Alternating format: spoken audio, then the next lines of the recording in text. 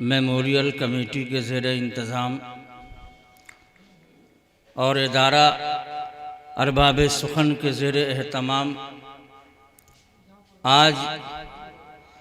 یوم اردو کے پرمسرت موقع پر گورکھپور کی مشہور اور مایہ ناز علمی درسگاہ انجمن اسلامیہ خونی پور میں اردو زبان و ادب کے تعلق سے ایک بیش قیمتی پروگرام منعقد کیا گیا۔ یہ پروگرام جس کو محفل مشاعرہ کا نام دیا گیا، دراصل اردو زبان و ادب کی ترقی اور اس کی ترویج کے لیے نہ صرف یہ کہ مددگار ہے، بلکہ اس پروگرام کے تحت ہم ان ادبا اور شعراء کا استقبال بھی کریں گے، خیر مقدم بھی کریں گے، ان کا اعزاز بھی کریں گے جنہوں نے اردو زبان و ادب کو فروغ دینے میں اپنی پوری زندگی صرف کر دی۔ شمیم کرہانی نے کبھی کہا تھا کہ شمیم خون جگر صرف ہو گیا، لیکن شمیم خون جگر صرف ہو گیا لیکن غزل سے پیار کا وعدہ تھا، پیار کرتے رہے۔ غزل سے پیار کا وعدہ تھا،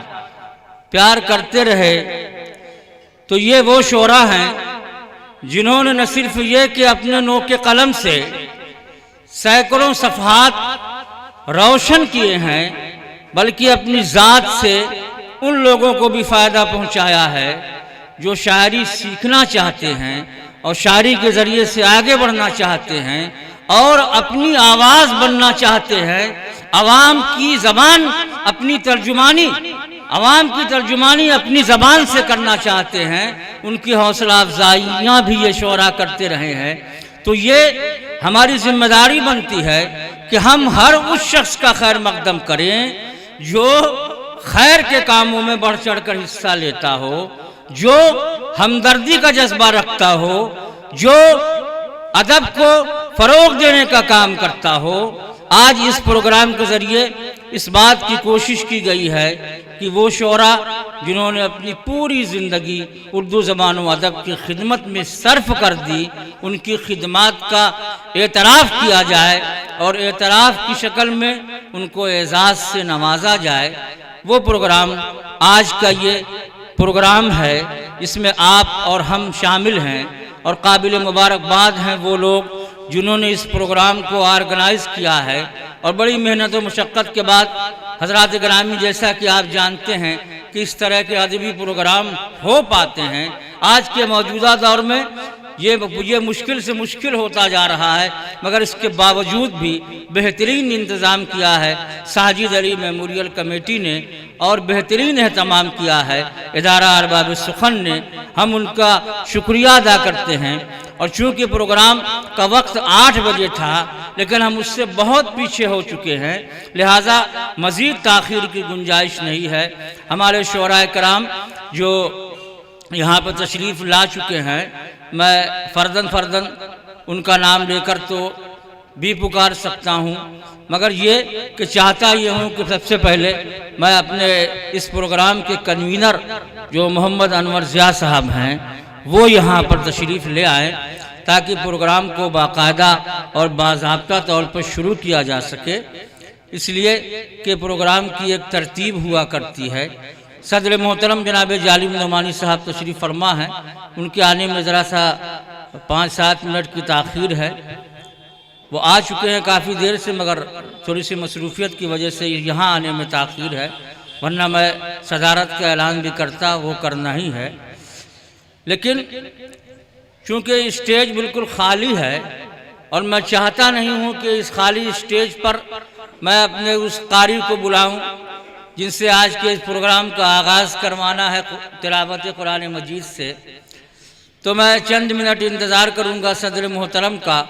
اور اپنے اس پروگرام کے کنوینر جناب محمد انور ضیاء صاحب کا، کہ وہ آ جائیں۔ اس ضمن میں چند باتیں عرض کرتا چلوں کہ آج کا پروگرام جو کہ یوم اقبال کے سلسلے میں بھی ہے اور یوم اردو کے سلسلے میں بھی ہے، اقبال کے بارے میں جتنا میں جانتا ہوں اس سے بہت زیادہ آپ حضرات جانتے ہیں، اس لیے کہ اقبال وہ شاعر ہیں کہ جن کی شاعری کو علماء کرام اپنی تقریروں میں دوران تقریر کوٹ کیا کرتے ہیں اور پڑھتے ہیں، اور ان کے ایک ایک شعر بلکہ ایک ایک مصرے سے ایک پوری تحریر تیار ہو جایا کرتی ہے۔ وہ مفکر اسلام بھی تھے اور انہوں نے جس نوعیت کی شاعری کی اس کی کوئی مثال آج 1938 میں ان کا انتقال کے بعد سے آج ایک زمانہ ہو گیا، مگر 83 برس کا زمانہ ہو گیا مگر کوئی اس کا بدل نہ مل سکا۔ آج کا یہ پروگرام ان کو خراج عقیدت کے طور پر بھی ہے، ان کو یاد کرنے کے لیے بھی ہے، اور اردو زبان و ادب کی جو خدمت انہوں نے کی اس کو بھی ان سے منسوب کر کے یوم اردو کا جو نام دیا گیا ہے، تو اردو کے حوالے سے آج کا یہ پروگرام منعقد ہے۔